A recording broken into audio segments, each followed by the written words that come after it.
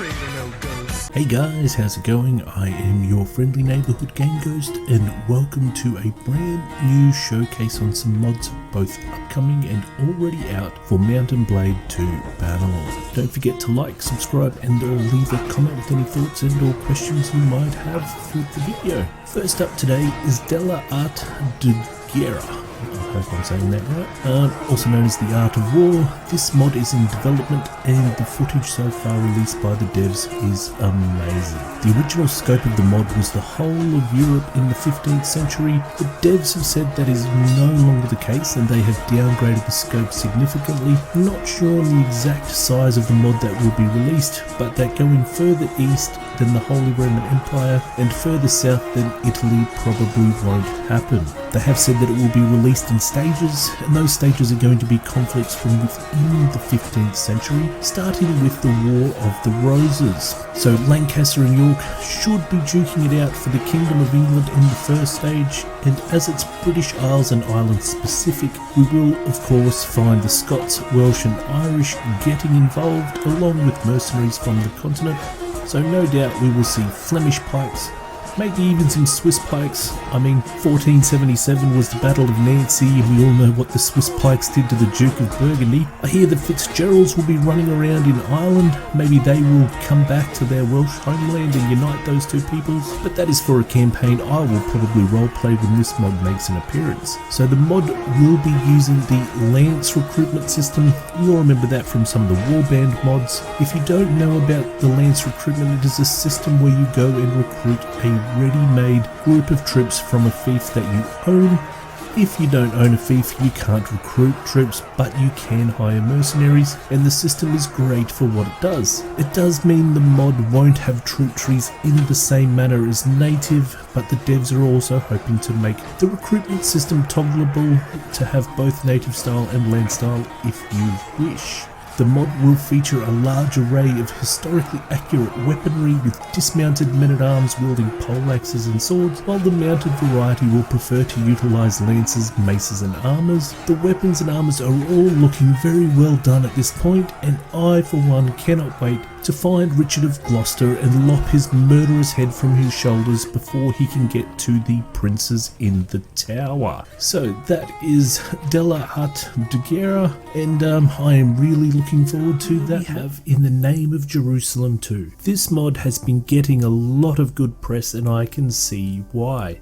It looks amazing and the footage is awesome. First up here we are watching a battle with Philip the Backstabber of France, probably going to stab some guy in the back. Well, I'm sure he does at some stage. Anyway, In the Name of Jerusalem 2 is another upcoming mod for Bannerlord. It looks really good and I cannot wait to get to play it as well. I played the original half to death and I think I might load it up and give it some more playtime. Well, that just got out of hand. I was supposed to have this finished 4 weeks ago. I just got right into a Kingdom of Heaven roleplay with Balian of Ibelin. I'm not gonna lie, I spent a lot of time imprisoned rather than in heaven, but that doesn't stop it from being great fun. I cannot wait for the newer engine to play this mod. Just looking at the work Team Century have put into this is phenomenal. The scope of the map is epic and the map we have been shown is stunningly gorgeous. The map is beginning around the year 1187 and the factions we are going to see in this mod include obviously the Kingdom of Jerusalem, where I can't wait to get my hands on those heavy knights and ride over the top of some peasant with a pitchfork. There will also be the Principality of Antioch, the East Roman Empire, the Ayyubids and the Sultanate of Rum. There is also going to be added the kingdoms of Serbia and Bulgaria, which I can certainly see myself painting the map as a new Serbian empire. Cyprus and Cilician Armenia appear to round out the factions, but there may be more being added as the mod progresses, particularly in Eastern Anatolia and Georgia.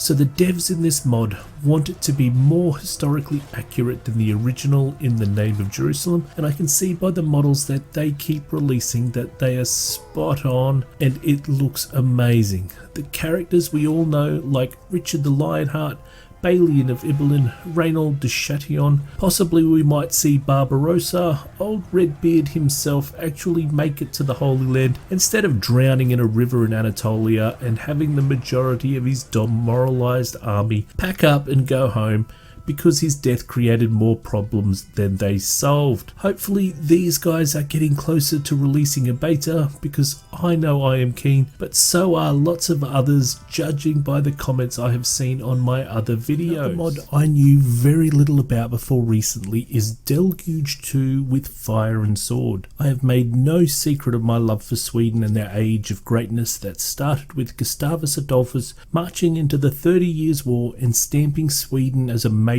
player in the north. This mod is going to deal directly with that time frame and encompass a large chunk of Eastern Europe, along with much of Central Europe through the German states and the entire Balkan region, with parts of the Black Sea and the Caucasus thrown in, as well as Sweden and Finland in the north. I played the Tailwell's Mount and Blade warband with Fire and Sword to absolute death when it came out, and the map for this is bigger than that one. So my winged hussars in Fire and Sword absolutely slaughtered everything in their path, and now with the Bannerlord engine I can look forward to a much better looking campaign than the old Warband engine could produce, and some of the models and landscapes these guys have shown off have me champing at the bit to get my hands on a campaign such as this. Can just imagine my Swedish infantry with Polish cavalry, and if cannons are in, I will get me some Turkish gunners and we will steamroll everything. The factions so far confirmed to be involved are the Polish-Lithuanian Commonwealth. Well, that's a given, because if there were no winged hussars we would riot. The Zaporozhian Cossacks from the Ukraine, Crimean Tatars that were just a puppet of the Ottoman Turks. The Turks are also in the game. Their Janissary units will be sending a lot of lesser units packing. The Kingdom of Sweden, of course, we all want to root for the little guy, and Sweden, with a tiny population compared to the others, certainly stands as one of the best, where 10,000 Swedes beating 40,000 Russians at Narva stands testament to the bravery of Swedish soldiers. And next comes the Russians, who were about to enter their own great age under Peter the Great, who was one of the most interesting characters around. And then, of course, the Holy Roman Empire is in the game as well, hopefully as less of an empire and more as the independent states of Brandenburg, Saxony and Austria with Bohemia attached. I wonder if we will be able to get breakaway states like Serbia or Wallachia coming out of the Ottoman rump. Although Ottoman power was starting to wane, it didn't really falter until after 1683, where Prince Eugen showed that Habsburg armies could fight well when properly led. So this is one to definitely keep an eye out for, so make sure when it becomes available for download, this is one that you definitely get your hands on. Next up we have Mount and Warcraft Reborn. Now, this mod has been released and is playable, and I have been really enjoying it. It is still a work in progress, but is really starting to get all its ducks in a line. It is a complete port to Azeroth, and I have been having a smashing time as an elf, just smashing up undead skeletons like they were chump change. I must have a huge collection of bones for my hellhound at this stage. The models, the armors and the characters look amazing, and watching them charge into battle, it is like poetry right until you get smacked in the face by an orcish battle axe. It's as I was flying off the back of the horse that made me think, wait, I should have been playing an orc from the start. And like clockwork, they released the Blackrock Orcs. So I started a new campaign with the handsomest orc you ever saw, like devilishly handsome. Then I set about capturing Azeroth for the Horde. Broxigar War Song. Well, it started out great, except I wasn't really handsome. Talk about falling out of the ugly tree and hitting every branch on the way down. Definitely a face for radio. Anyway, enough on how ugly I am, my character is. I joined up with some orc armies and went straight into battle, slaughtering puny humans left and right and screaming for the Horde the whole way until someone couch lanced me right off my horse. Yep, the Horde is going to need some help.